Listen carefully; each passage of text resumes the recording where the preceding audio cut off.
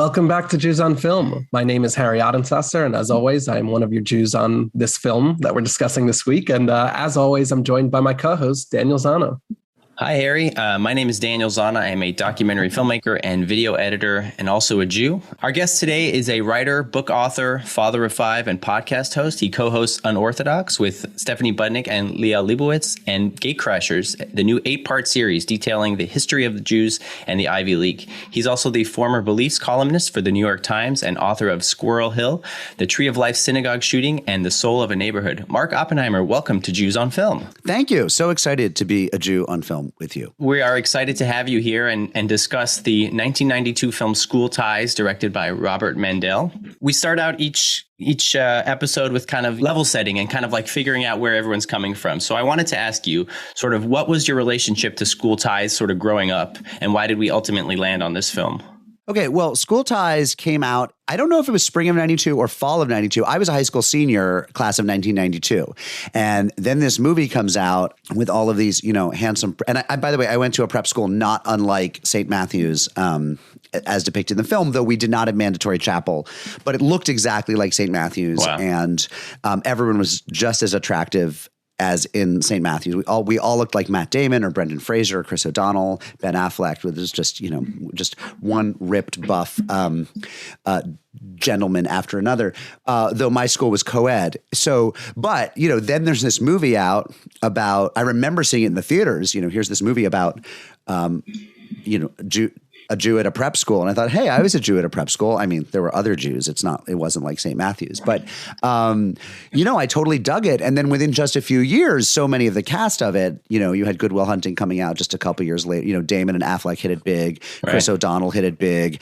Cole Hauser, of course, in the unimprovably superb Dazed and Confused, making his big screen, I don't know if his debut, but big, strong character role in this movie. And sophomore year was when Dazed and Confused came out. So all of this cast of characters like crashes over me over the next 2 or 3 years. It's one of those movies, like a Fast Times at Ridgemont High, where the casting, they basically found all these people who would go on to be big stars. And it's kind of amazing what they did. So I've always been a fan of this movie. I was super excited to revisit it with you. Yeah, it's I'd never seen it before. Harry, had you? Is this your first time? First time seeing it. And I like you were saying, I was really taken with the cast and what they would become. I mean, you didn't even talk about Brendan Fraser, our lead David right. Green, who doesn't necessarily reach some of the heights as, of course, like Matt Damon, Ben Affleck, and some of the rest of the cast. Mummy? The Mummy and all its sequels? Come on. And I will say this is pretty apt. I don't know, this will hopefully be coming out in the next couple of weeks, but it's kind of like we're in the middle of a Brendan Fraser assance. Why? What's he doing? The Whale. I don't even know. He's got The Whale coming out, and people say he's going to make a big Oscar campaign. Hopefully we'll listen back to this in a couple of months and know that he actually won the Oscar and feel like we called it first. But it definitely feels like we were riding the wave. As somebody who's very interested in weird blogs that keep track of celebrity plastic surgery. I haven't revisited that lately, but that's one of, that's my form of late night porn is not actual pornography, but celebrity plastic surgery, video slideshows or photo arrays. Brendan Fraser's hair loss has been of endless fascination to these people, the gossip rags, for a long time. And what was interesting to me was you could see it even here. I mean, the guy was probably, he wasn't a teenager. He's probably 21, 22, playing 17. And already you're seeing weird comb over action. You're seeing them do weird things to make it look like he has a full head of hair. But yeah, no, Brendan Fraser absolutely for the win in this movie. Strong role. I mean, culturally appropriative casting. He's not Jewish, but they have him playing the Jew. So, but we'll take it. Honorary Jew. I'm good with it.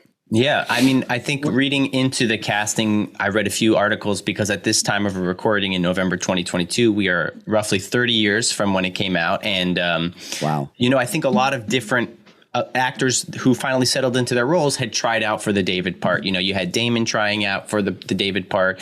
You had Affleck, I think, and they were just kind of between this movie and then this other movie that came out earlier called The Outsiders by Coppola. That was also another film that sort of The Outsiders mentioned. Yeah, in this Tom Cruise, article. C. Thomas Howell. I mean, all of these guys. Yeah, no, The Outsiders, astonishing movie. Look, I mean, you're coming at the end of a 12-year run of unbelievably good movies for teen culture. You're coming at the end of a 12-year run of Cameron Crowe with, movies like Fast Times at Ridgemont High. It kicks off in 79 or 80 with Valley Girl, with Moon Zappa and Nicolas Cage, all the John Hughes movies, Breakfast Club, Some Kind of Wonderful, Ferris Bueller, etc. This is I think you have to mention Dead Poets Society, of course, also. What year was that? I just confirmed it. I think it's 89. I think it's a couple of Forest School ties. And these two movies really exist, I think, in a very similar plane. It is true. And if you want, I can talk about some of the similarities because the prep school movie and the 80s movie and the movie that has the one token Jew, they're all kind of in these overlapping circles. But I mean, this was in some ways, if this was 3 years after Dead Poets Society, it's amazing how many tropes it borrowed from Dead Poets Society. Yeah, right. Absolutely. And they all seem to take place in like the fall and winter because that's when like it just looks the prettiest with all the foliage. The campusy feel. Yeah, totally. It's my memories from prep school take place in the fall. It's absolutely true. Like what you want are the leaves changing. This movie was shot at the Middlesex School in Massachusetts, which is very beautiful. Dead Poets Society, interestingly, shot in the Mid-Atlantic states, which is kind of a cheat at St. Andrews School in Delaware. But still, they faked it well. And yeah, I mean, it's the fall. We do fall really well in New England. It's kind of our thing. Right. No, that makes sense. I mean, nobody really wants to hear like the cicadas buzzing off during production. That's kind of a pain in the butt. So, I'm really excited to check it out, to check out this film in detail with you. Harry, what do you think? You think it's that time? I'm going to cut you off first. Yeah, please. We will get to the IMDb summary. I always save my 1 point for when you call me on just to make you look bad. Oh, got it. I'm kidding. But the one thing I also want to point out is that this movie was also written by Dick Wolf, which I think in terms of the cast and crew, of course. And I think in terms of just sort of the Jewishness, and I looked it up, he actually has an interesting situation where he had I think he was raised by a Jewish father, had a Catholic mother, but this movie, from what I've read, is very much based on his own experiences in prep school growing up and being sort of the Jewish kid. So where did he go to prep school? Do you know? I don't have the answer offhand. I'm sure. I'm going to go to Wikipedia. You carry on. I'm going to go to Wikipedia and find this out right now. You get that answer for me. I'll finish the point. Because it matters. Yeah, you finish your point. So, but I agree with you. I think it totally matters because I think I did have some thoughts about the sort of non-Jewish casting of this. And it's obviously one of those things. The movie was made 30 years later. Today, it probably wouldn't have at least cast the same lead. And I actually think it is a little bit relevant in this case, which I'll get to once we kind of jump into the movie. But I do think that having Dick Wolf kind of writing about his own experiences, being raised Jewish, definitely. Let me pop in here and say that he went to Andover. He went to the gunnery, which is now called the Frederick Gun School because they wanted to downplay. They didn't want to make it sound like it was, in fact, an armory. But those of us from New England prep schools regret that there's no longer a school called the gunnery, which was sort of awesome. That's badass, it's not, I don't know. So the gunnery is a 9 through 12. So is Andover. So it looks as if maybe he did a year or two at the gunnery, which would have been a more sort of closed off, small town kind of place, maybe more anti-Semitism, then went to Andover. Now, look, he was born 1946. So he would have been getting out of Andover in like 1965. Wait. So 46, he would have been 20 and 66. So like 63 or so. There were a lot of Jews at Andover by that point. I would be very dubious that this was an Andover experience, but it could have been an experience at the gunnery, and maybe it's why he left. So I don't know. Maybe it bears further research, but I was intrigued to see that he wrote a good script. Yeah. That's really interesting and definitely demands a little bit of further research because I think that plays a big part into the actual movie. And then the other element of Dick Wolf that I think he brings into this is, and I obviously knew he had written it before I had cultivated these sort of feelings, but it felt a little bit like an extended Law and Order episode, for better or for worse. Okay. Just in the way that it was a little bit sort of sexless and dramatic and, the kind of the morality play that was going on. And maybe this was my read just because I knew, but sexless, except for the big like naked fight in the shower that I didn't remember at all. First of all, massive amounts of like Matt Damon tush, Ben Affleck tush, a lot of male tush. This is all about the either the gay male gaze or the female gaze on the men. It is this is a absolutely interesting reversal of the typically in a movie, especially from the 80s, what you would have seen is tit, is breast. There would have been a lot of boobs. And this, no boobs. Amy Locane, very chaste, though it didn't end well for her in real life. If you've done your research, I can tell you what happened with her. Yeah. But there was some DUI action. There was actually prison time served. Didn't end well for Amy Locane. Yeah.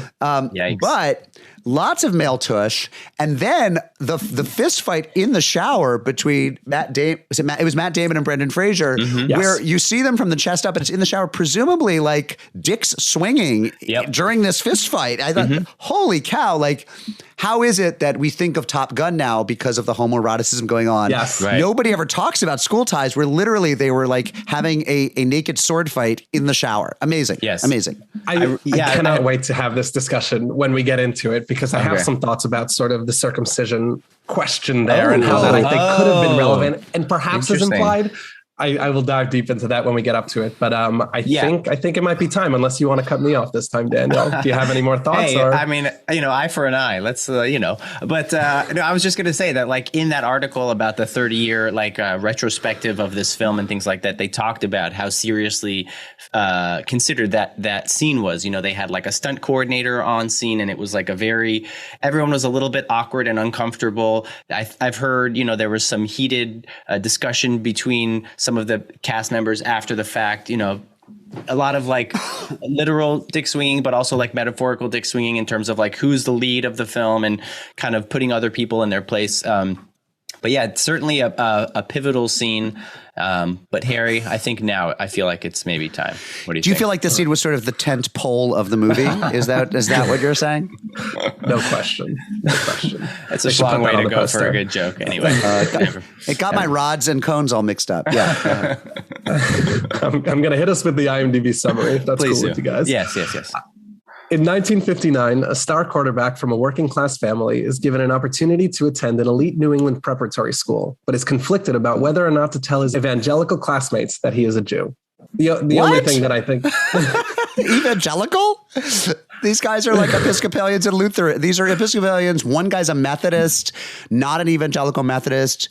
Boy, they picked the wrong doctorate in American religious history to share that IMDb summary with. What an insanely insipid, stupid. I'm sorry. Carry on. No, it's fine. I wish I could give you a name of who wrote it. Some of these summaries actually have a name. Moron, This one was moron. Yeah. maybe cleverly inserted anonymously. I hope whoever's listening to this, has a chance to defend themselves. The only thing that I wanted to point out is that they obviously talk about his Jewishness here, which, in the context of some of the other films that we've discussed on Jews on Film, it's not always mentioned in the summary. Of course, I don't think you could say 2 or 3 sentences about this movie without talking about the Jewishness of it, because as we'll discuss with the plot, it is so central to everything that's going on, but still worth pointing out that it's right there in the summary. I always enjoy that. I do feel like for season 3, a new feature of the IMDb summary should be sort of like a post-game summary of the summary and sort of like see whether or not it actually captures, because I think every time you read it, Harry, we all just get incensed for like how reductive and inaccurate they usually are,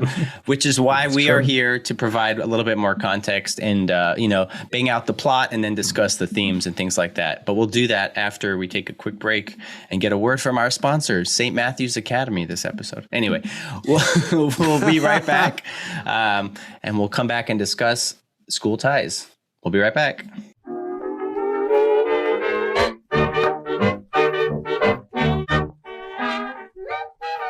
Welcome back to Jews on Film. We are here with Mark Oppenheimer to discuss the film School Ties. Harry, do you want to kick things off for us? Yeah, sure. So the film opens up with David Green. He's played by Brendan Fraser, as we mentioned, and he's a sort of working class Jewish teen living in what we find out to be Scranton, Pennsylvania, and in the year 1959. So we see him get into a fight with some bully, kind of trade sort of anti-Semitic remarks, and he ends up, we see David that he ends up getting a little bit banged up after this, and he has a confrontation with his father where he kind of calls him out and says, you can't make your way through life fighting everything as you go. You kind of have to be a little more protective of yourself. So, and it can risk your future. So we then learn that David has actually given a scholarship to St. Matthew's Catholic Prep School for his senior year, right? He's a senior, so this is only going to be for 1 year, and it's a football scholarship so he can help them defeat their rival, St. Luke's, who apparently they've lost to the last couple of years.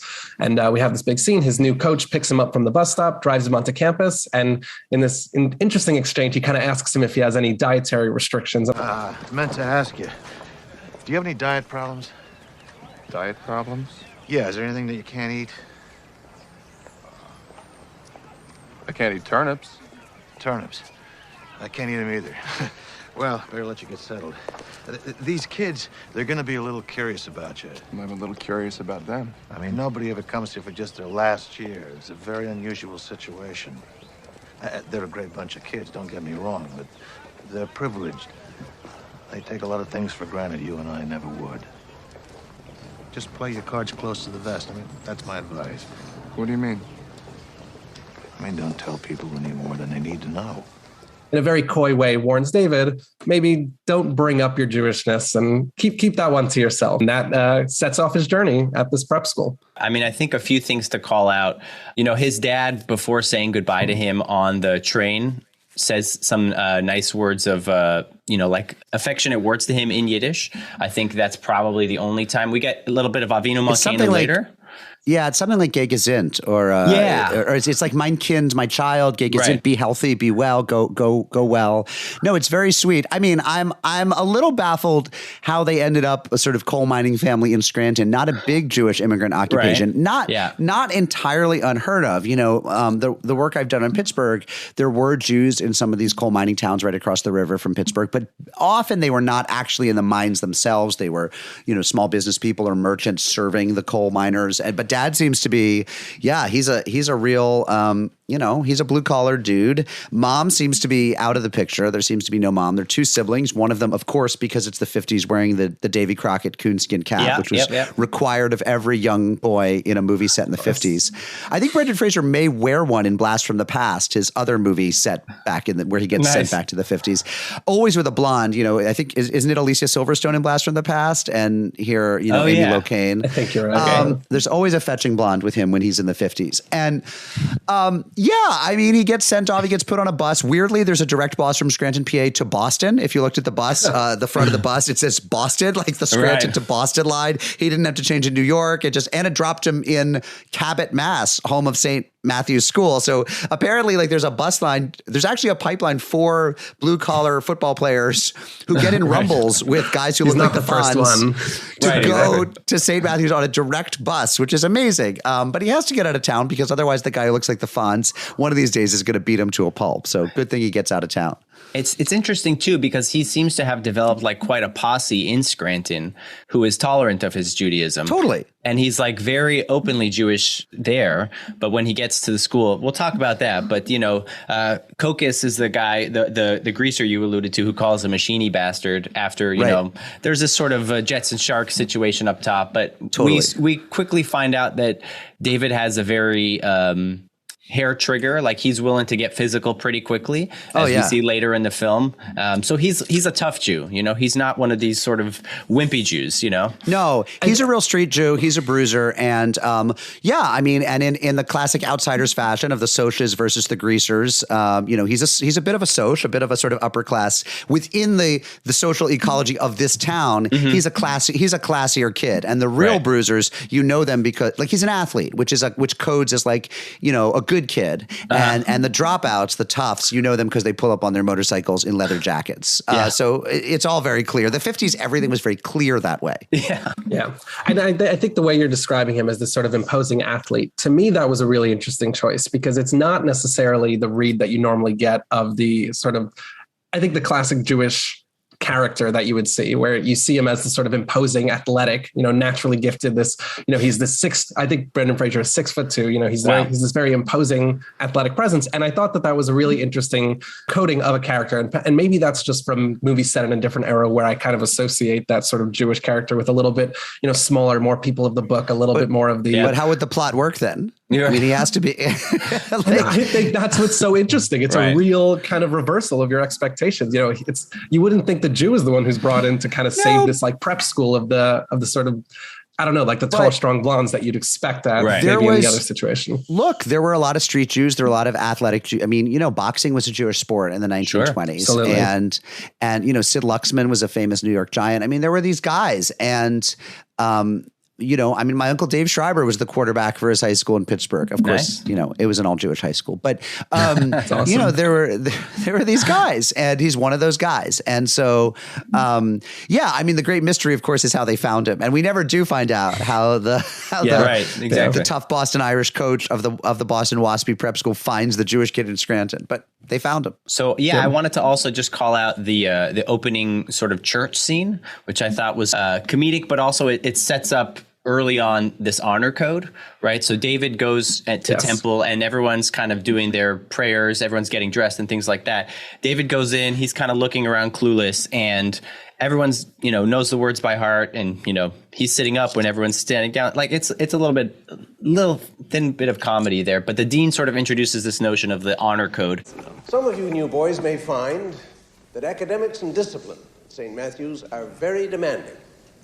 I will point out that much of what is policy here, including our cherished honor code, has been established not by me or your teachers, but by your fellow students, to be enforced by your own tribunal of prefects, as it has been for the last 2 centuries. We judge ourselves here, and we judge ourselves by the highest standards. You, my boys, are among the elite of the nation, and we strive here at St. Matthew's to prepare you for the heavy responsibility that comes with favored position. Today, more than ever, this country needs an elite that cares more for honor than for advantage. There's some Jewish elements which I may save for the back half of the podcast, but I just wanted to call that out as something that is important to kind of think about as we move on into the plot. And the other thing we kind of see here, David's worn to protect his identity. And we see he's been wearing this sort of this necklace with the Magen David on it, this kind of very loud pronouncement of his Jewishness. And I think at first he sort of tucks it in. And then later when he actually gets into his dorm, we see him stuff it into I forget what kind of box it was. It was just, yes, it's like a Band-Aids box that he kind of has in his... Curades. It's mid-century brand Curades, but it is Band-Aids. Interesting. I also want to question... I want right, adhesive bandages, flesh-colored adhesive bandages. I also want to problematize the idea that he would have had a big Magen David chain, pendant on a chain. I don't know that Jewish boys were doing that in the 50s. That would be work for someone of more scholarly pedigree than I, but I think that might be an anachronism. But who knows? I'm happy you point that out, though, because it's such an interesting anachronism, because I think it fits into the whole school ties of it all, right? And the name, we kind of hear it spoken in the film, I think a little bit later, where someone talks about, oh, you don't have your school tie yet, you got to put this on, because they had a uniform with matching school ties. That's obviously what it is. And I think that his necklace, his Magen David, really stands in place of that. That's how he just singles himself out. And you kind of see it around his neck. And we'll get to this later when he obviously, there's this big momentous moment where he puts it back on. But that is the first sort of indication of his isolation from everyone else. And that even though he can hide it, under his necklace, it ultimately functions like a school tie. It's on the outside. It's the first thing you see. So wanted to mention that here. Definitely worth Daniel, mentioning. If you want to get us exactly, and Daniel, if you want to continue us along in the plot a little bit. Oh, for sure. So as Green is arriving at school and he starts to meet his classmates, his fellow football players. We have Charlie Dillon, played by Matt Damon. His roommate is Chris Reese, is played by Chris O'Donnell, and they're all pretty welcoming of him. They start out, playing some records, dancing. David's got the moves, more so than a lot of the other kids in the class. And someone, I believe it's either Magoo, played by Anthony Rapp, or it's, Cole. Let's see. One of the classmates was talking about how he got his record player this summer from a friend back home. How much? He wanted $40, but I jewed him down to 30. 30? I'll give you 25 for it. Look at him. He's always trying to get something for nothing. And he's not even Jewish. And it's at this point that David is first introduced to the anti-Semitism at school and decides to, just keep his head down, not say anything. There's a number of instances throughout the film. Some to the end, are very explicitly anti-Semitic, but these little remarks come up here and there. And David, at the beginning chooses not to say anything. And then, as we kind of continue on, the first game is Rosh Hashanah. We know that because his dad calls him up on the phone and gives him a good amount of Jewish guilt. Just remember, David, tomorrow's Rosh Hashanah. And it coincides with the football game. He ultimately decides to play the game. He wins the game. And then after the game, runs off to the church and prays in the church for Rosh Hashanah davening. And he says, he's saying the Avinu Malkeinu by himself with his kippah on. And the headmaster, who's coming back from some sort of event, has a confrontation with David, asking him, what are you doing here? And it kind of gives him the business. This is the headmaster who says, Mr. Green. Sir. Was it worth it? Breaking a tradition just to win a football game. Your tradition or mine, sir? Which, by the way, is a retort that makes no sense. Because he says, was it worth it to break your tradition just for a football game? And then Brendan Fraser says, your tradition or mine. What does that mean? There's only one tradition he's breaking for the football game, Rosh Hashanah. Unless I'm missing something. Well, it sounds profound. Yeah. It sounds, there's like, ba-bum, it's done. It's a very Dick Wolf moment. Right. And it's like, that metaphor actually doesn't track at all. There's no question what tradition he's breaking. It's Rosh Hashanah. Yeah. Right. I think it's both, because I think in some sense I forced the read in of like, well, he's breaking the tradition of there being only Christians at this school. And by introducing a Jewish quarterback, and he's kind of calling him the headmaster out for saying, you don't actually care about me breaking tradition. You just want to put me down. I think it's a little bit of a stretch read. I think it's exactly what you were saying. It's a great Dick Wolf moment. I think there's a couple of them later in the movie where David, he's given a lot of those one-liners where he just sends something back at someone. And it always... Yeah. He's kind of like he's an idiot savant. And I mean, he's on the one hand, this bruiser roughneck guy from, from, Scranton, which of course the original hometown of President Biden. But also, he comes up with unbelievably quick profundities whenever he needs to put a Gentile in his place, whether it's the headmaster at that moment or then later after, the confrontation at the end, or then when Matt Damon is driving away in the family car at the end. Like, he always says exactly, I mean, my God, the amount of times I've, left a situation and then the right line has occurred to me 10 minutes later. You run back. Him, he's always got it. The French call it l'esprit d'escalier, the spirit of the staircase. Like as you're leaving the party and going up the staircase, that's when you remember the thing you should have said. Right. But he always has it. He's like, he's a prophet. He's basically a prophet. I mean, he has a genetic predisposition to chutzpah, which maybe a lot of these other people at the school are not, inclined. But no.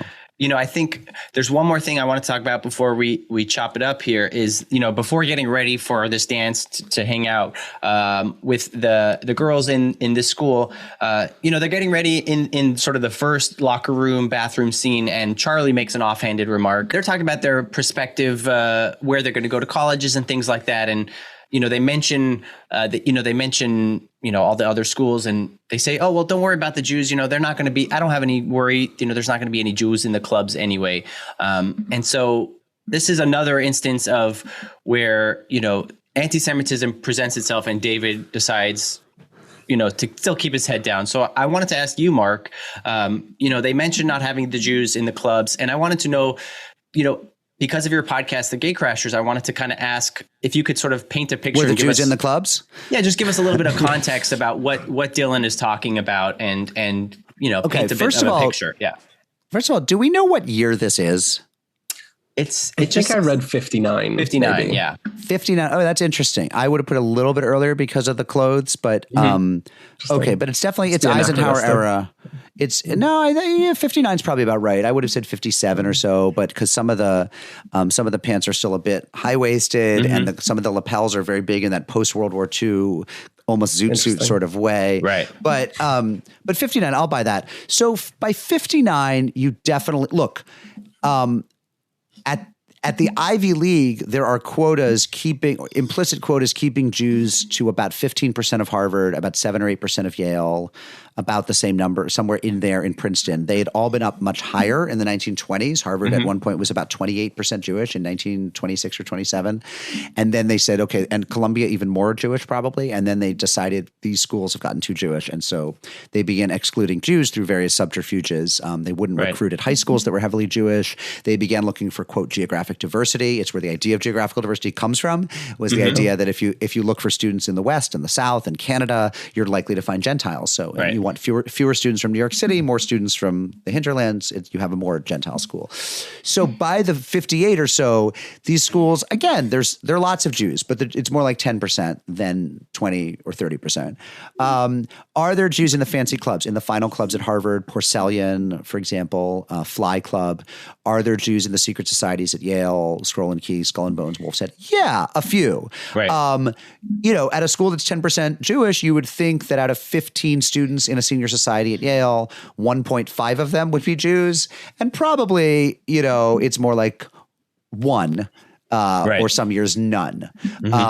but if you looked at a 5-year slice, you'd say that there's, these clubs are a little bit less Jewish than their already restricted numbers at the school would indicate.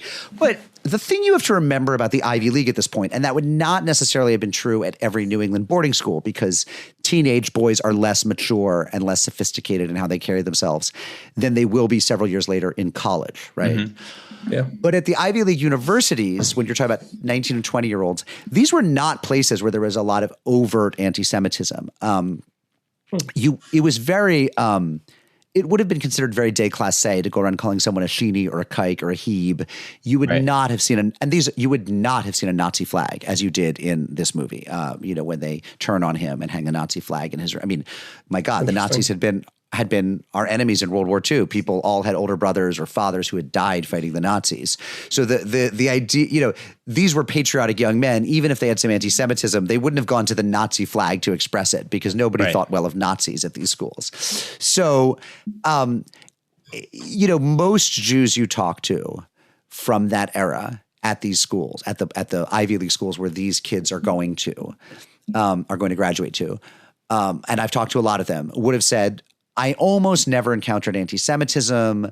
Then they would say, well, I had one roommate who once said that he envied Jews because we were good at business. Or I had a roommate once who was an evangelical Christian from the South, and he was always concerned for my soul and always saying, maybe I'd want to read some New Testament and get in touch with Jesus. Yeah.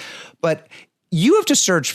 And then there were some fraternities that allegedly, there were at schools that had frats like Dartmouth and Penn.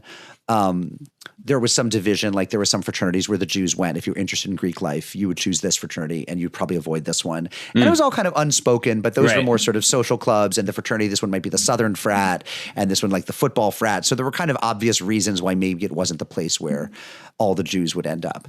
But you do not meet many Jews who said, oh, this was a horribly anti-Semitic place, partly because the social codes were such that you were not – classy people were not overtly anti-Semitic. It would have come out maybe a little bit behind closed doors.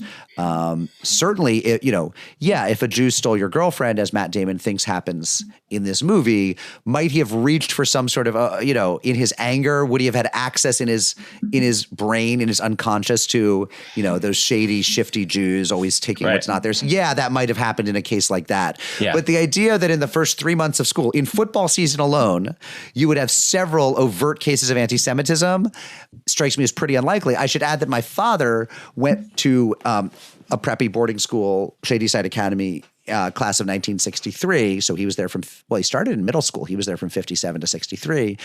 And I think he would say he remembers 0 instances of anti-Semitism. Oh. So some of this was trumped up for the purposes of a good, Law and Order episode. I think it is interesting the way that you were talking about. I think the sort of maturity of it, or the way that I interpreted that, because in a later scene, and we'll get to this actually inside, but when it is revealed that David is Jewish, it comes between a conversation between 2 of the adults, 2 of the alumni. I wish we had found that green kid first. Why? St. Luke's would never have taken him. Probably not. Why wouldn't St. Luke's have taken him? Green? They wouldn't have enrolled a Jew, not even for a championship. Obviously is overt anti-Semitism, but is much more plausible. But it's behind closed doors. That's what They're I was going to say. Over drinks and it's over drinks. They're a little drunk, and it's also an older generation. Right. And the older people, the trustees of these schools, were often very concerned about rising Jewish numbers. And the people who were class of 1959. If this is 1959, you talk about someone who's 50 years out. Maybe they're a trustee now. They're in their late 60s. And they got out of the school in 1909, and that's a really different generation. Sure. And they're pre World War I and World War II. That's much more plausible that a few of the old timey trustees would say, "Oh, well, of course you won, but you brought in a Jewish ringer." Yeah, absolutely. Yeah. And I think it also just suggests that difference in level of sort of maturity. The way that it comes out is a little bit more, like you're saying, it's people who hold themselves in high regard and don't feel like they're being, nasty or anything like that. It's just, well, I'm a little bit surprised by that. And of course that's anti-Semitic, but I think putting it in the voice of, the students who are supposed to be 16, 17 years old, the way that it would come out a little bit more aggressively feels a little bit more true to what that would look like. I mean, I believe that what you're saying, that it probably wasn't as prevalent or overt the way that they're making it for the movie for the sake of generating some conflict. Yeah. Exactly. But it was cool to see how it played out in the older generation like that. I mean, we'll see kind of as the movie goes on, but like throughout the film, one could make the case that David takes everything away from Charlie, which drives him to the point of insanity and like doing all these crazy, like he's taken his quarterback position by the end of the film. He's taken his girlfriend, I feel like he's gotten the MVP, like really people love him. All that's missing is for Charlie's dad to take David under his wing. I love you. Right. And say like, we have a nice summer. Yeah, we have a summer position. Yeah. Would you like a summer position at my firm? Yeah. Right. Exactly. And speaking of Charlie's dad, I think you could see this character cast, Charlie is sort of this villain character, and you could see that his dad is really harsh, or generally in another movie, you might see that his dad is really tough on him and puts all this pressure on him, and that caused him to lash out. He had a shockingly supportive dad. His dad was like, don't worry about your brother getting the big award tonight. Like, you're good. Just enjoy your victories. I was pleasantly surprised to see that. The idea that sort of, upper class Protestant dads in the 50s, if you didn't follow your dad to Princeton and you had to go to Amherst or Swarthmore Williams instead, that you were disowned. People weren't substantially meaner in the 50s. I mean, like you say, like there were supportive dads in the 50s, but it works for of course, in Dead Poet Society, there's one kid who has to kill himself because he fails his father by being interested in the theater, right? As if you couldn't be interested in the theater in the 50s without it drove you to like a mere interest in the theater was a risk factor for suicide. I mean, that's a great segue to our next beat, because like a lot of like familial pressure and academic pressure is definitely seen in our next beat. Oh, one thing you have to mention. Yeah, go ahead. Yeah. But let me say one, and this is another false note is these kids were not worried about getting A's at these schools in the 50s. They were profoundly anti-intellectual places.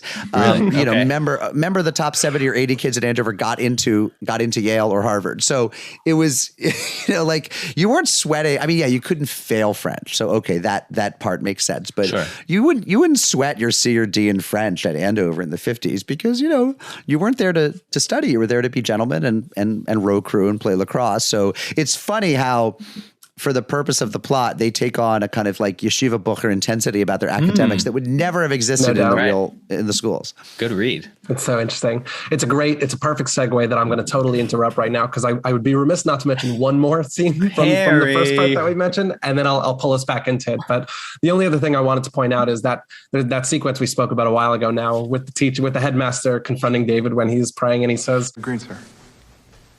What are you doing here, Green? Praying, sir. I should imagine your God allows prayer during daylight hours. I couldn't get away before now. It's Rosh Hashanah, the beginning of the Jewish New Year. I know what Rosh Hashanah is. And it ends at sunset, if I recall the custom. Technically, but I didn't think it'd go over too well if I said I couldn't play.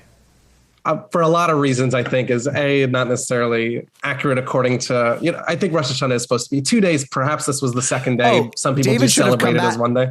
No, David should have come back with, well, in the diaspora, we do 2 days. Boom. There are a lot of things that he could have and should have said, but the only thing I'll mention is that it just reminded me of those teachers that you have in college. I went to a secular college where there wasn't necessarily so much familiarity with, Jewish holidays, but the best thing you could get is a teacher who was also Jewish, celebrating the holidays and would cancel class those days. But the next best thing was a teacher who knew absolutely nothing about Judaism and would kind of take your word for it. Because when you get a teacher who knows a little bit and not everything to the extent that maybe you practice, and comes in with well, actually, I know that this isn't a major holiday for you, so technically you're allowed to do this. Oh, and that kind of trips you up sometimes. So I wanted to call it out because I was very frustrated when he hit him with as far as I'm aware, this actually ends at sunset, because I don't like teachers like that. You don't want the teacher who's like, wait a minute, the middle days of Sukkot, you can still take a test on day 4 of Sukkot. Come on. That's the worst. And that was the energy I was getting from the headmaster. Totally. But anyways, I'll transition us back in. Remember, we were talking about how they felt a lot of pressure, and maybe that wasn't accurate to the time, but this movie thinks it was, because we jump back in with the students and we see that they're all struggling in this French class. They have this teacher who's particularly very challenging and intense, and they're all really crumbling beneath that. And we see a conversation that all the students have about how their families have these very intense legacies. Some of these Ivy schools, some of them are, I'm 5th generation Harvard and I'm 7th generation Princeton, or, whatever it is. So they clearly feel a lot of pressure, and this course is obviously getting to their heads a little bit. So one student in particular, McGivern, is having a pretty difficult time with this. And we have this big scene where he gives this oral presentation, but he struggles through it, and they don't actually give us subtitles, or maybe that was just my version of the film, but you don't actually learn what. Yeah. So you don't know what the French professor is saying to him, but it's pretty clear that the French professor is, admonishing him the entire time and chastising his language and trying to call him out. And eventually McGivern just sort of gives in. He runs out of the classroom and, storms out, and the boys can't find him. So there's this extended sequence. They're looking for him. And I think with the context of Dead Poets Society, I was very much expecting him to be, that was it. Well, died also by suicide to be. Also, the fact that there's a bucket on the desk. Weren't you thinking he was going to stand on the bucket and kick it out from underneath? He was definitely going to hang himself. Exactly. And then he didn't hang himself. Misdirection. We're ruining it for everyone. Misdirection. Yeah. And instead, they just find him on the floor of the classroom. He's having a little bit of a nervous breakdown. He's reciting the passage that he was supposed to say in French kind of over and over while, dazing in and out. And we have just this moment where David kind of sits with himself and is like, wow, I never thought about students my age having a nervous breakdown. And it's a clear kind of learning moment for him. And I think for the audience itself. And he starts talking to Charlie a little bit. And that's where Charlie shares also some of the pressure that he's been feeling as, a quote unquote Dylan with the legacy of not just prestigious academic students, but also athletic students.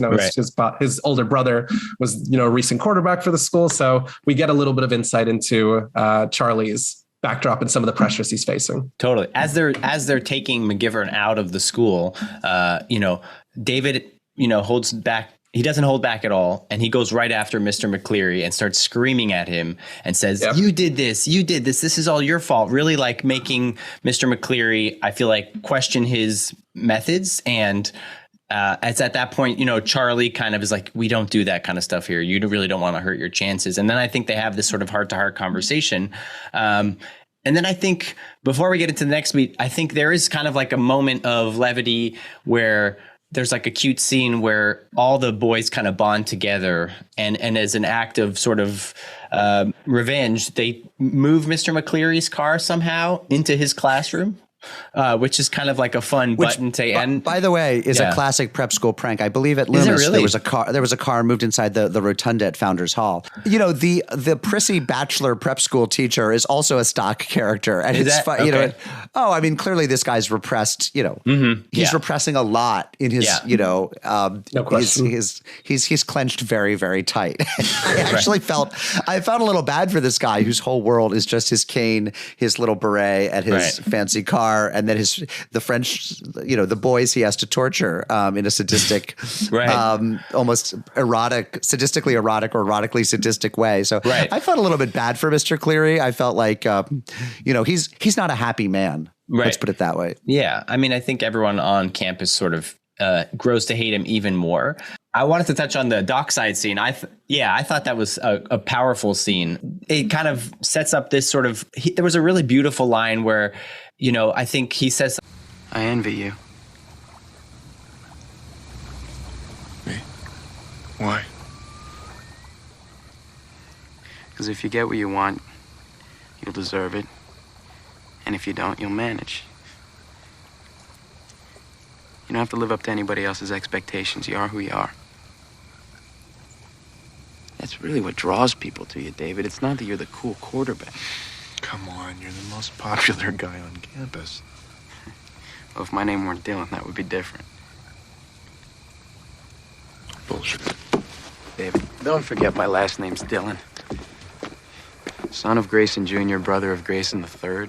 I'm a Dylan. I'm a part of those right connections I was telling you about. People don't care about that.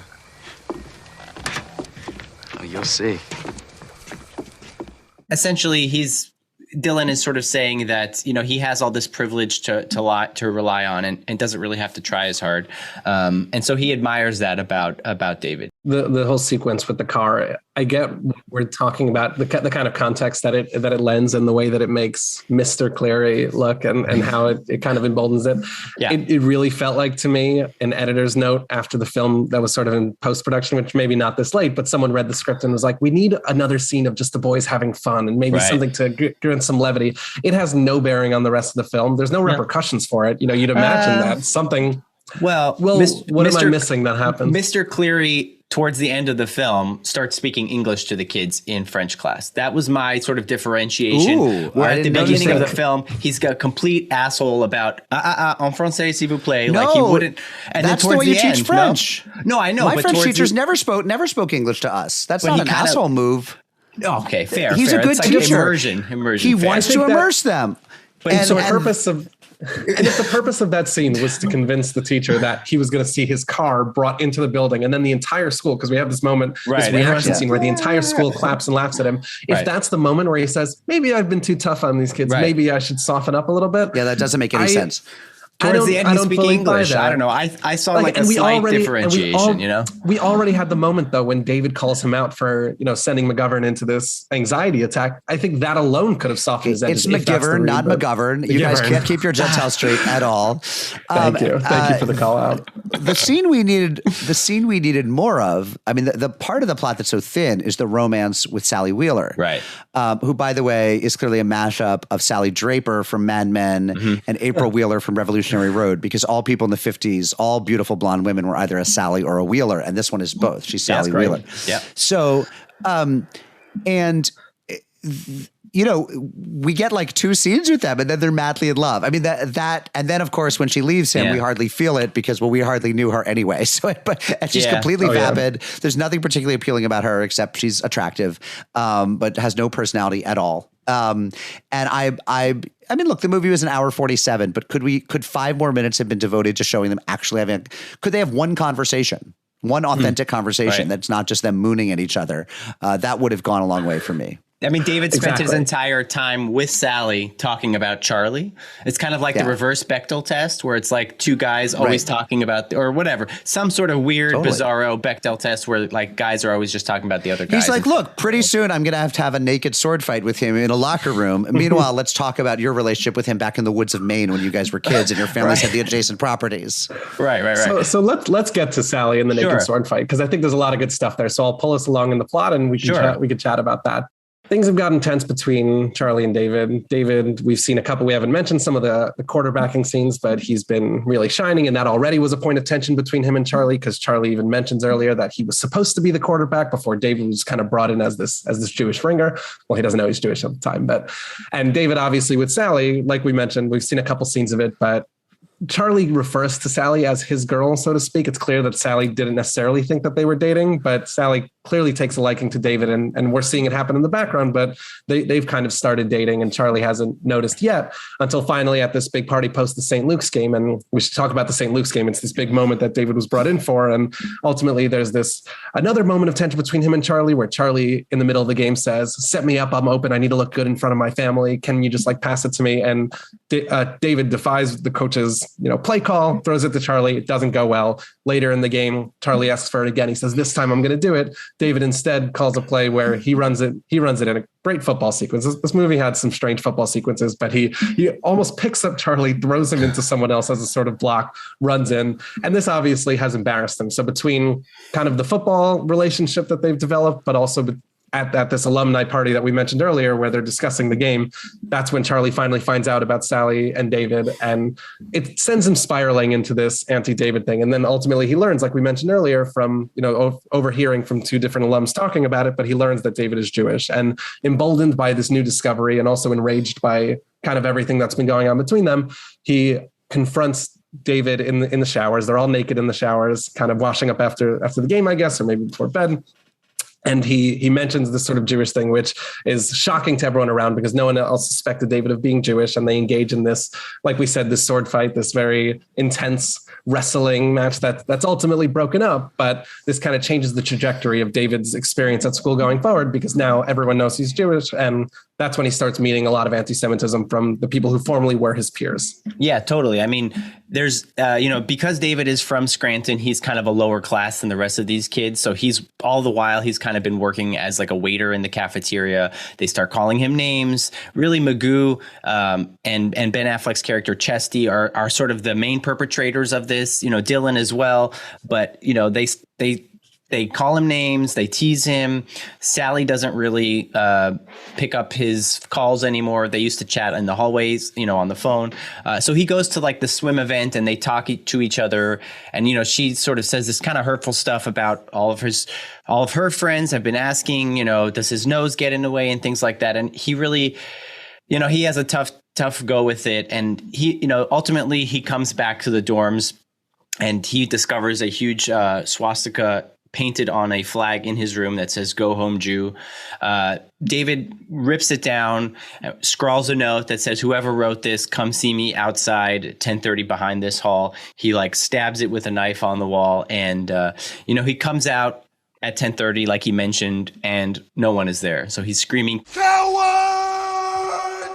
everyone's kind of looking at him, off in the distance. And here he is in his like wet t-shirt, like ripped, and all these like cowardly people are kind of inside, kind of staring at him. So I'll pause there for a second if that works. And we'll kind of discuss sort of really where the film sort of heats up before our sort of 12 Angry Men back half of the film. But yeah, which is exactly what the last third of the film becomes. But let's talk about the naked shower fight, because that was obviously an iconic scene. We mentioned at the top just the way that has lived on. I mean, people talk about it as the sort of young Matt Damon's, butt scene. And there's a lot of homoeroticism there for sure. I didn't know that. I wasn't aware there was a whole discourse around the naked shower scene in School Ties. I mean, it might be small. It might have just been in the comments of Letterboxd, the Letterboxd page for this movie, but I was definitely following it a little bit. That's great. I mean, now that I know about it, I'm going to obviously rewatch it several times a year to get Damon tush. Exactly. Just find that clip. But that whole sequence, and I said this before, to me, it really brought on the anxieties of circumcision. And I would love to, have this fact checked and just wonder, what that might have looked like for all the students there. I mean, David, as being Jewish, would have had a bris milah. They would have. Yeah. Okay, what fact? I'll give you some fact checking. If I don't know it, I'll make it up. Your question is, would the Gentiles have been circumcised? Exactly. Was my anxiety that he would be the only one circumcised? Well, so they would first have of been, all, this is hardly his first group shower at the school, right?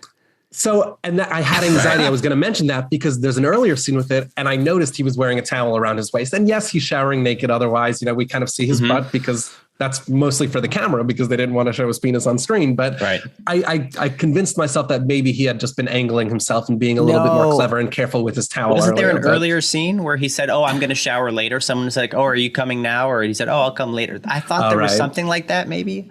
So maybe he's showering something separately. like that. But he eventually showers with everyone. We see a couple scenes of it.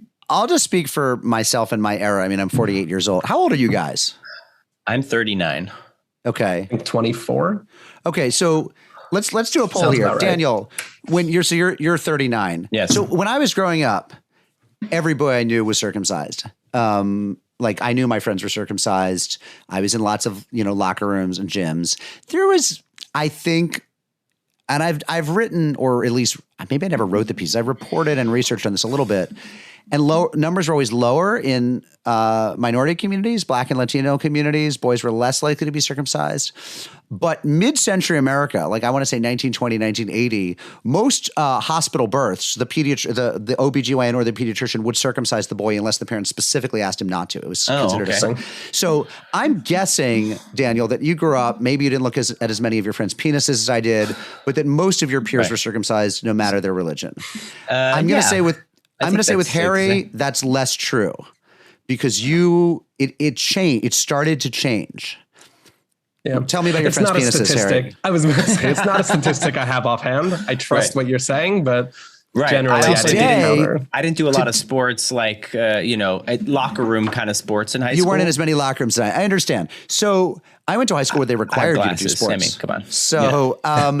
So today, what's interesting is it is shifting back to being a marker of Judaism because your average bourgeois bohemian, Bobo, NPR tote bag, Whole Foods, Trader Joe's, American, blue state, white, liberal, Howard Dean, blah, blah, blah, couple does not circumcise their son these days. It is they have moved back. It is not the sort of cultural elite position anymore. They've stopped doing it unless they're Jewish, and even many Jewish families don't do it anymore. So it is shifting back to being something that happens to poor kids whose parents don't intercede in the hospital, or they just think it's called poor white kids, or Jews. But I think you're wrong about this scene, Harry. I think everyone would have been circumcised in mid-century America. And I accept that completely. I think there's still a read of the scene as well. I think there's still a vulnerability.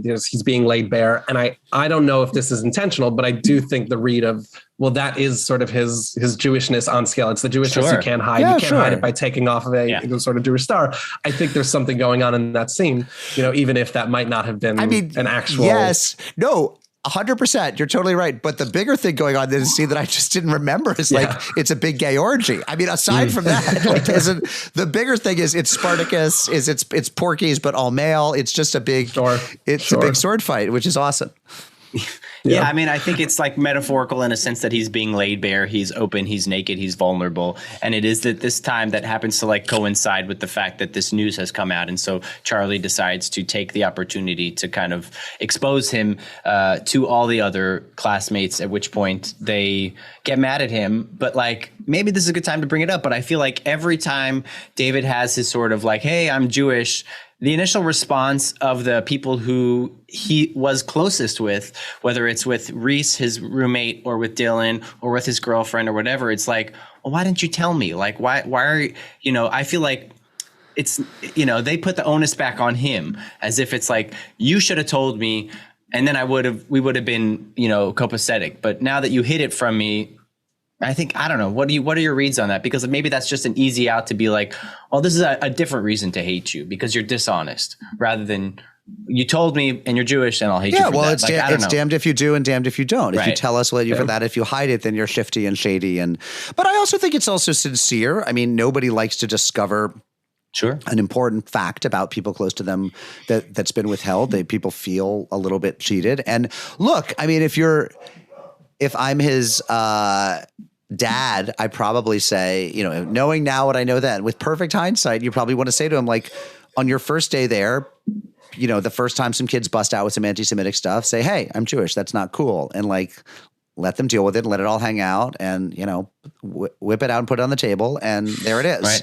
I think he misplayed that, but also it's understandable why he would play it the way he did. Totally. I mean, he was advised to. So I'm just going to kind of wrap up our film here so we can kind of get to the ratings and things like that. But as the film progresses, we have our final exams. Throughout the film, we're talking about history and dates, and they kind of do this rapid fire thing, as they're studying. But Charlie decides that, the guy's a putz, and so he hasn't really studied as well. So he's going to make a little cheat sheet for himself. And as they're taking the quiz, he's got a little piece of paper like this with it on his hand, and he's constantly looking. But David spots him, as does Van Kelt, who was another classmate, and they see him cheating. And, Charlie, again, being a putz, he drops the cheat sheet on the floor as he's making his way out. The teacher finds it, and they decide, the teacher says, someone was cheating, and we have our honor code here that everyone signed on the front of the test. If you don't tell me who it is, everyone's going to fail. So we need somebody to confess and come forward. So they decide that the students convene and they meet and they debate, sort of who it was.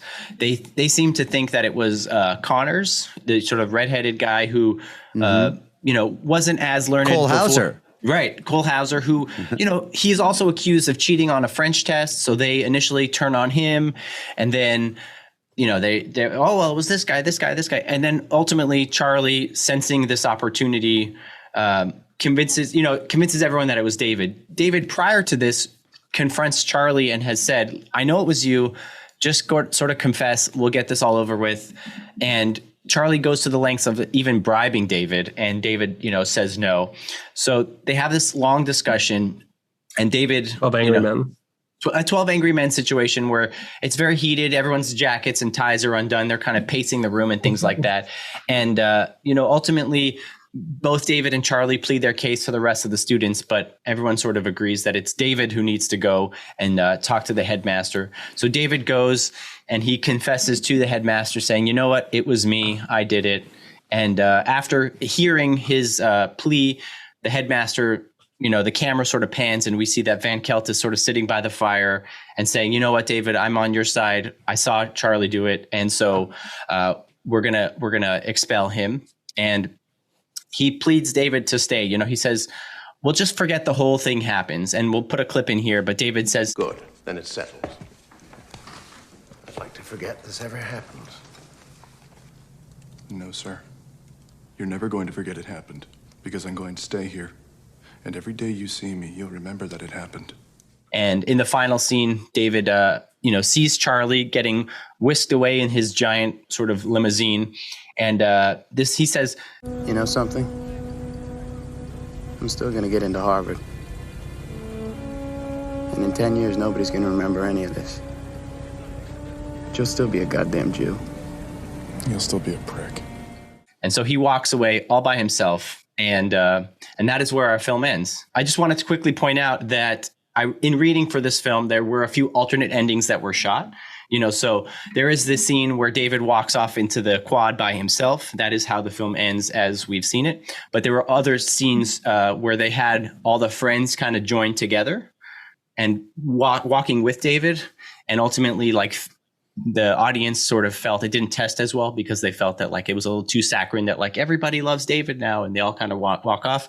And I think the idea of David walking by himself as this sort of lone Jew is kind of where we're at. So I'll stop there and open it up. I just want to say, I think that that was a moment when his power of instant prophecy failed him when he sees Matt Damon in the car at the end, and he says, "And you'll still be a prick." I mean, what he should have said is like, "And you'll still be a liar," or "And you'll still have no honor." Like he should have, or and you'll still be someone who knows that your brother. I mean, if you really want to cut him, right? Like, you'll still be someone who knows that your parents love your brother more. I mean, but something. That's a good one.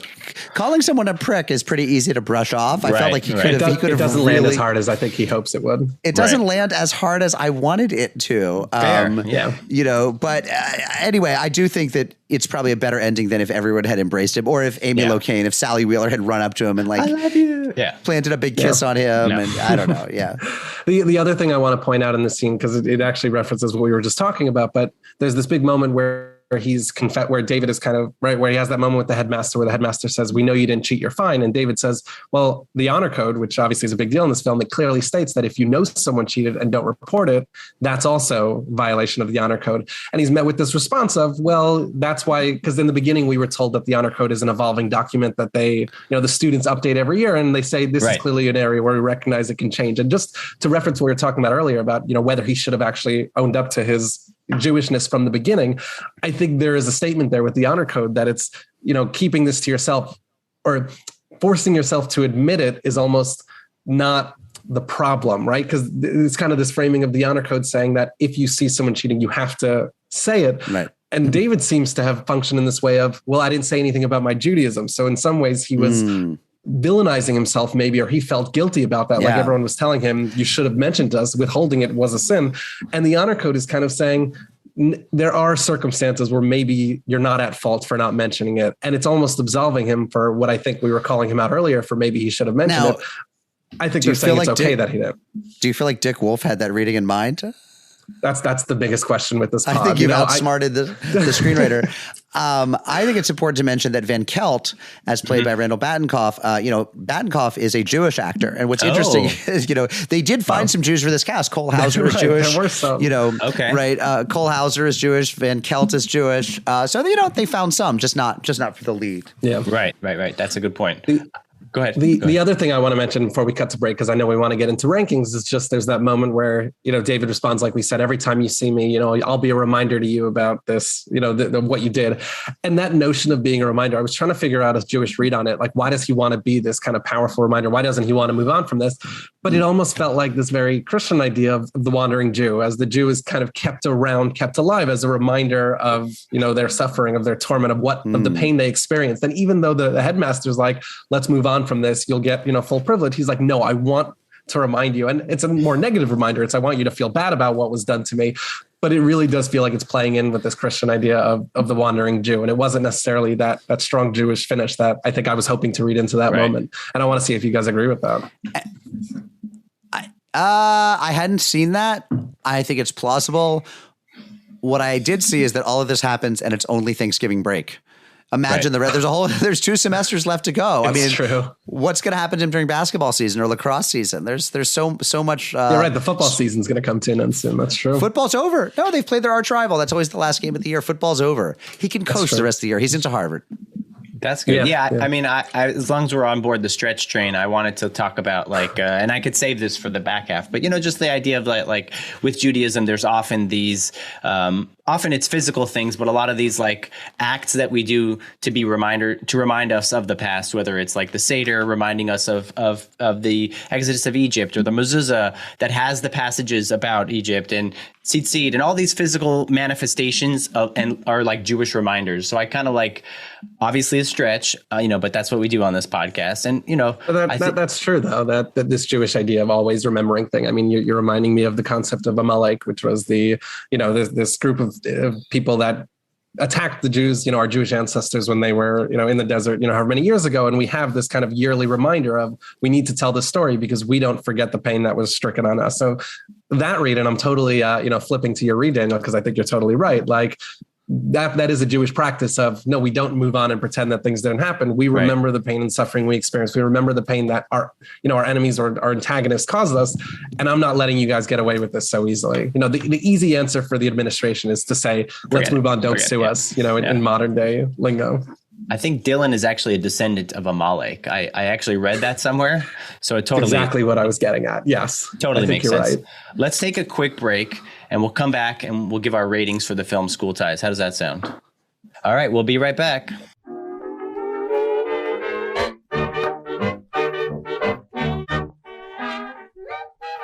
Welcome back to Jews on Film. We are here with Mark Oppenheimer to give our ratings of the film School Ties. What we'll do is we'll give it each person will kind of give it on a scale of 1 to 5 Jewish stars based on cast and crew, in front and behind the camera, Jewish content and Jewish themes. Harry, would you like to go first? Yeah, absolutely. So I'll just talk about it a little bit. We mentioned this in the beginning, the cast and crew, not a very Jewish cast. I think I mentioned this in the beginning. I was going to call it out. We obviously had a conversation about the athletic British Jewish type. Casting that not Jewish, especially because that was my read of it, I think in some ways made me feel like, oh, so they needed to bring in this, 6'2" Brendan Fraser, this non-Jewish guy, to play a part that I didn't recognize as at least filmically Jewish. I mean, the truth is I'm sitting here as, a 6'3" Jewish kid who I won't say I resemble Brendan Fraser in any way, nor do I match his athletic prowess in the film. Although I actually think I read that he didn't know very much about football and didn't like the sport. And that's a little bit clear in the way that he's framed because he's not the most athletic looking actor, I would say. But that, I think, to me came off as a little bit, it's not always so relevant when I think you cast Jews with non-Jewish actors. We've spoken about Jew face a little bit, and I don't think I come down so rigid about that. But in this case, where the film is so much about his Jewish experience and the anti-Semitism that he faces and, this athletic gifts that I think he has, it rubbed me a little bit the wrong way, but maybe that's not something to penalize the film for so much.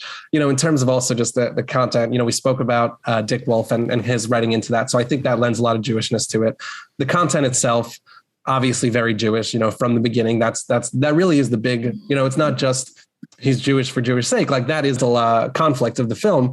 It doesn't end with the big football game. It's not like a movie where he makes the big throw at the end and everyone embraces him because he saved them with football. Right. The movie really does culminate in this question of honor and the honor that he gets as a Jew. And once he's out as a Jew, how do people treat him differently? So I actually think content is a really big part of the Jewishness of the film, obviously. Mm-hmm. Thematically, I think it's all in there. I'll give you all space to kind of fill in those gaps that I've left there because I know there's more to say about how Jewish this film is, but that's kind of where I'm at with this. I think I'm going to end up giving this a pretty high score, but I won't reveal that until I hear from the two of you. Mark, how about yourself? Yeah, I thought the cast was terrific. I like that this is the first co-casting of Batfleck and Cole Hauser, who, of course, will be reunited just a little while later in Dazed and Confused, one of the greatest movies ever made. I think that, it's I'm not going to agree. I'm not sure that it's an extended Law & Order script, but you can definitely see the same hand at work. I actually think it was better than most Law & Order scripts. I didn't know Dick Wolf had this in him. I think it's a strong script. And in terms of the Jewishness, I mean, look, props to any movie that has, a little bit of Avinu Malkeinu in it. Mm-hmm. I'm going to mark it down a little bit for the kind of heightened and I think cartoonish anti-Semitism. I think it's not true to the Jewish experience that he would have faced like a swastika on his door. Like they didn't have to lean on it that much. I think that like the trauma, such as it was in the subtleties, not in the overt anti-Semitism. And so I think it's a little bit untrue to the Jewish experience, and it makes it somewhat less of an authentic Jewish movie in that way. That's definitely a good case for it. I have a very simple rubric for a lot of my, cast and crew. We kind of mentioned we have Dick Wolf, we have Robert Mandel as director, and we have a few Jewish cast members. So I'll knock that out pretty quickly. Content, I always like to think: is there a rabbi? Is there a kippah? Is there prayer being said? Is there a Jewish star? So we tick a few of those boxes, like content wise, and then this notion of anti-Semitism sort of festering in the background and then becoming more prominent as we get later in the film. I think it's, highly Jewish in that regard. Thematically, the themes of anti-Semitism, the themes of otherness, he's also this sort of like scrub who's an outsider and very different from the rest of the folks. So there is that sort of otherness, which I very much liken to the Jewish experience, as well as like other, minority experiences and things like that. So, I think I'm kind of locked in with my number, but, Harry, where are you at numbers wise? Let's talk turkey.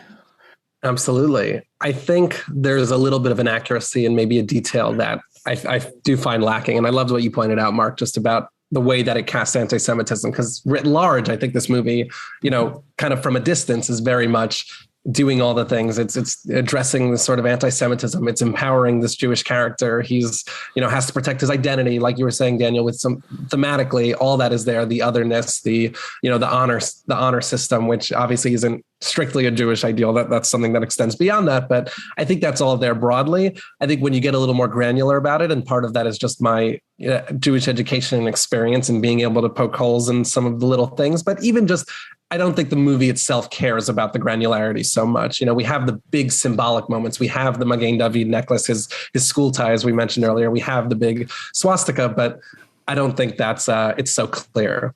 So with all that being said, it's clearly Jewish. It's Jewish in the summary. I think I'm still going to give it above a 4, maybe a 4.25, because it really is there, but it's not crossing that threshold of being as Jewish as some of the other films we've seen. How about you, Mark? This is a scale of what? 1 to 5. 1 to 5 Jewish stars. Yeah. 1 to 5 Jewish stars. I'm going to give it a little bit more than that. I would have liked to see a rabbi in the room with the headmaster and the Episcopal priest at the end, we prepare to expel you or repair you or bring you, allow you to make teshuvah. We recruited a rabbi from Boston. We had him take the train in. That would have been a nice touch. Maybe the bus. So, but I'm going to give it a 4.36. Ooh, wow. Okay. Yeah. As far as like ratings, I would say I'm probably going to come in right kind of in the same areas where you two are at, very strong thematically, and then content wise, I feel like of the Jewish moments, I think a lot of it were presented for sort of not necessarily accuracy, but sort of a heightened element. So you could very clearly tell that these were Jewish things. So I'll probably come in at like 4.25. I did want to thank you, Mark, very much for being here today on Jews on Film. At this time, I wanted to ask you if you wanted to plug or promote anything going on, in the podcast. Yeah, I mean, I just finished an 8-part podcast called Gatecrashers, the hidden history of Jews in the Ivy League. It deals with a lot of these topics, and anyone who jammed with this conversation would absolutely love Gatecrashers, available on all of the major podcast platforms. And thank you for having me. Well, thank you so much, Mark, for being here on Jews on Film. I wanted to remind everyone to check us out on all the social platforms. You can get us wherever you listen to podcasts, on iTunes, Spotify, Instagram, Twitter, TikTok, YouTube. Did I miss anything, Harry? I think you got it. All right. Well, thanks so much for listening, and we'll talk to you later. Bye-bye. Jews on Film is hosted and produced by Harry Ottensasser and Daniel Zana. Harry edited this episode. Make sure to follow us on Instagram at Jews on Film and subscribe to our podcast to get new episodes. Thanks for listening.